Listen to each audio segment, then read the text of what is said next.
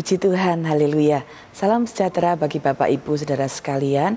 Hari ini kita kembali akan merenungkan firman Tuhan dalam Renungan 79. Kita telah tiba pada pembacaan Mazmur pasal 81.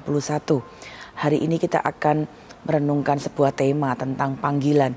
Dalam Mazmur 81 ini kita menemukan ada beberapa panggilan yang dapat kita lihat. Ya, yang pertama adalah panggilan ibadah. Ya, di dalam catatan sejarah ya kita menemukan bahwa Mazmur 81 ini adalah sebuah panggilan untuk datang ke pesta pondok daun ya yang dilakukan oleh bangsa Israel untuk mengingat dan memuji Tuhan. Ya, jadi panggilan yang pertama yang dapat kita lihat adalah panggilan untuk ibadah. Itu terdapat pada ayat 1 sampai ayat yang kelima. Ya, apa yang kita dapat lihat dalam panggilan untuk beribadah? Yang pertama, ketika ada panggilan untuk ibadah, bangsa Israel diajak untuk yang pertama punya hati yang kemudian dipenuhi oleh penyembahan. Ya, ibadah yang pertama kali harus dilihat adalah masalah tentang hati. Hati ini harus kemudian tertuju untuk melakukan satu pujian, satu penyembahan, dan hati ini harus diisi dengan rasa syukur, harus diisi dengan rasa kasih. Nah, mari kita lihat ayat 1 dan ayat 2 untuk pemimpin biduan menurut lagu Gitit dari Asaf. Bersorak-sorailah bagi Allah kekuatan kita, bersorak-soraklah bagi Allah Yakub. Ada satu panggilan untuk menyembah Tuhan, untuk dapat memuji Tuhan, untuk dapat meninggikan Tuhan karena bersyukur ya untuk kekuatan Tuhan, bersyukur untuk kebaikan Tuhan. Ada panggilan untuk ibadah kepada bangsa Israel supaya hatinya dipenuhi dengan rasa syukur, hatinya dipenuhi dengan satu kasih kepada Tuhan. Ya, ini adalah satu panggilan yang sangat luar biasa.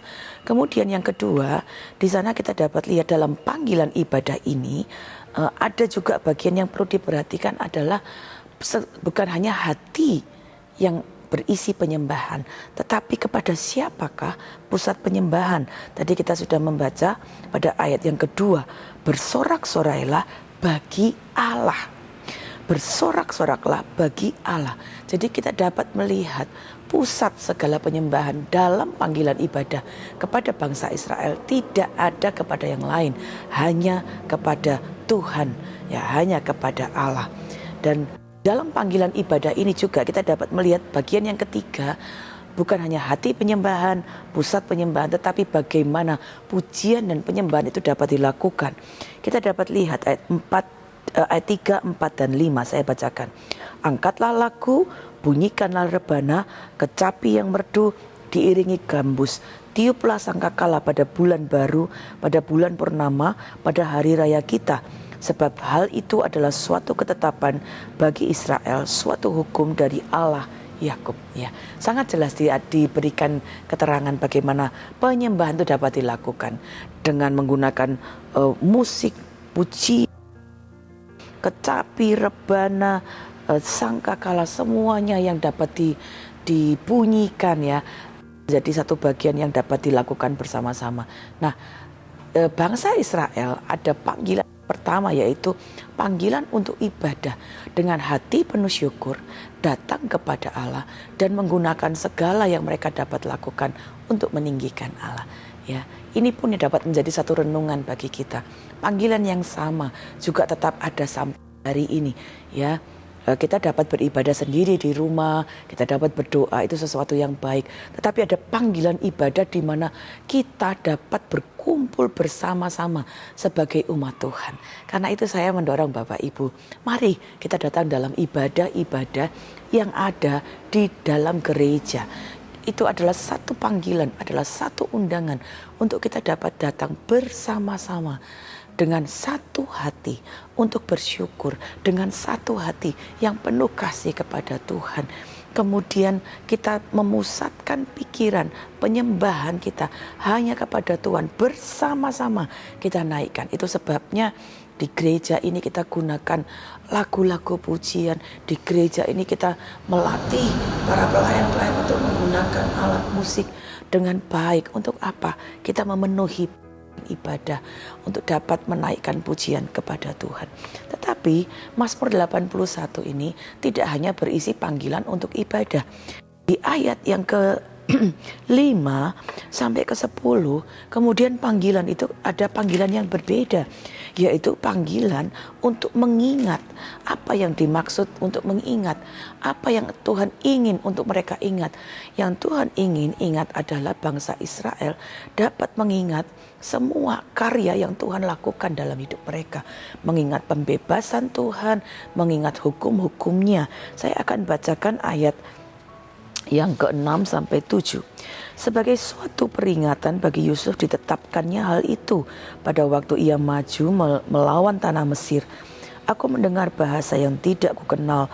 Aku telah mengangkat beban dari bahunya, tangannya telah bebas dari keranjang pikulan. Ya, ini adalah satu gambaran. Ya, Allah ingin bangsa Israel tetap mengingat bahwa Dia sudah membebaskan mereka dari ikatan Mesir dan kemudian memelihara mereka di padang gurun. Jadi Tuhan tidak ingin bangsa Israel untuk melupakan karya pembebasan yang Tuhan sudah lakukan. Nah, ayat 8 dan 10 dilanjutkan demikian. Dalam kesesakan engkau berseru, maka aku meluputkan engkau. Aku menjawab engkau dalam persembunyian guntur. Aku telah menguji engkau dekat air Meriba. Dengarlah hai umatku, aku hendak memberi peringatan kepadamu hai Israel, jika engkau mau mendengarkan aku. Janganlah ada di antaramu Allah lain dan janganlah engkau menyembah kepada Allah asing. Ya.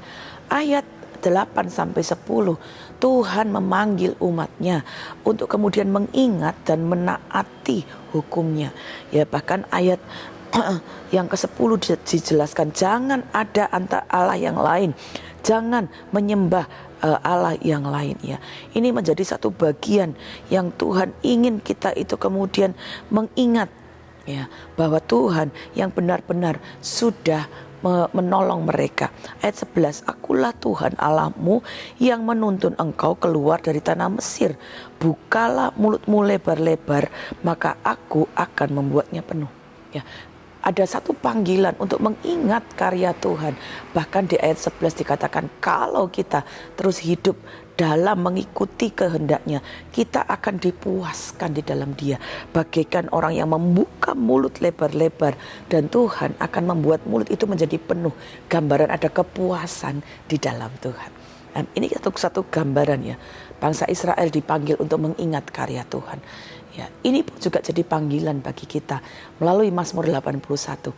Mari kita ingat, ya, Yesus yang sudah membebaskan kita dari semua ikatan dosa. Mari kita ingat semua karya Tuhan. Jangan lupakan karya keselamatan melalui salib Kristus yang Dia sudah kerjakan kepada kita. Dan juga ada panggilan, mari ingat hukum-hukum Tuhan.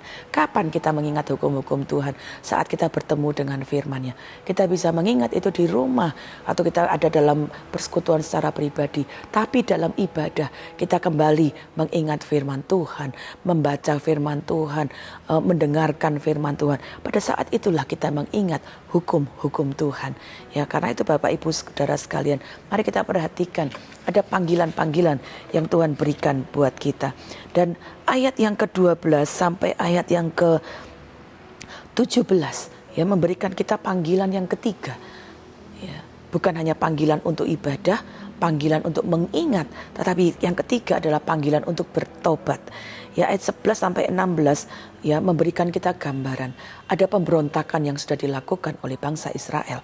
Ya, saya ingin bacakan ayat 12 dan 13. Tetapi umatku tidak mendengarkan suaraku dan Israel tidak suka kepadaku. Sebab itu aku membiarkan dia dalam kedegilan hatinya. Biarlah mereka berjalan mengikuti rencananya sendiri. Ya.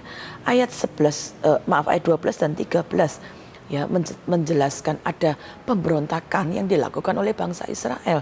Dan kemudian mereka berhadapan dengan disiplin dari Tuhan. Ya, kita baca. Ayat-ayat ini menjelaskan ketika mereka tidak taat, Ya, mereka berhadapan dengan hukuman dan disiplin yang Tuhan berikan.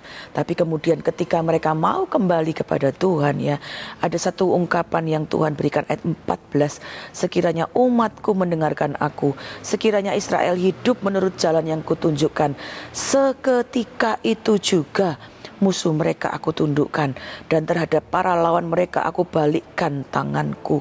Ya, ketika kita mau taat pada panggilan Tuhan untuk kembali bertobat, ya, ada pertolongan Tuhan, ada jamahan Tuhan, ada kekuatan dari Tuhan yang diberikan kepada kita.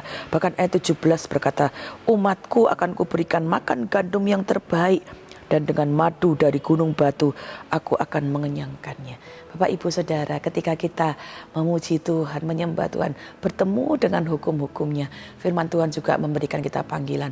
Bukan saja kita memuji Tuhan, bukan saja kita mendengarkan firman Tuhan, tetapi kita sungguh menaatinya, sungguh berbalik, ada perubahan, mengikuti panggilan untuk bertobat. Karena itu, hari ini mari kita bersyukur.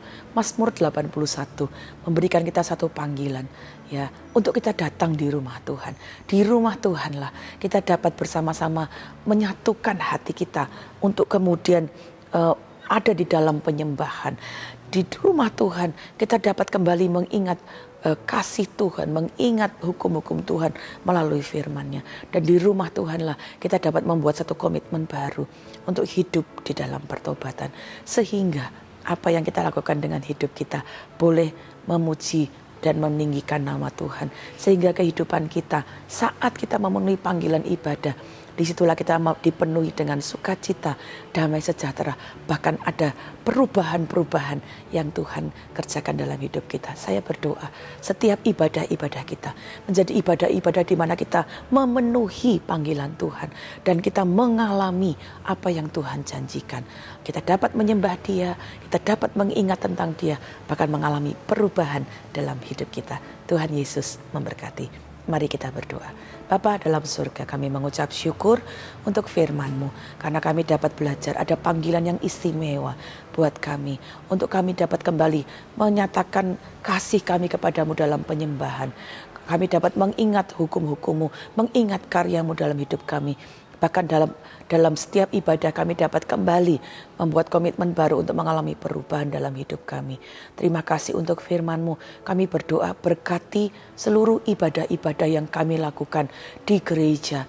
Dalam ibadah di komisi manapun, Tuhan Engkau memberkati ibadah raya, ibadah anak, pemuda, remaja, ibadah keluarga, ibadah-ibadah yang akan yang lainnya. Tuhan hadir, Tuhan bekerja, dan biarlah setiap kami datang dengan hati yang sungguh-sungguh memenuhi panggilan-Mu. Di rumah-Mu saat ibadah kami bisa bersekutu menyembah Engkau. Kami bisa mengingat karya-Mu, hukum-hukum-Mu, dan kami mengizinkan Engkau menjamah, mengubahkan hati kami. Sehingga ibadah kami adalah ibadah yang hidup, ibadah yang sungguh-sungguh dapat membawa kami berjumpa dengan Engkau. Terima kasih Bapa. Kami mengucap syukur untuk setiap peringatan-Mu bagi kami. Di dalam nama Tuhan Yesus, kami percaya ada kekuatan yang baru dalam semua ibadah-ibadah yang kami lakukan.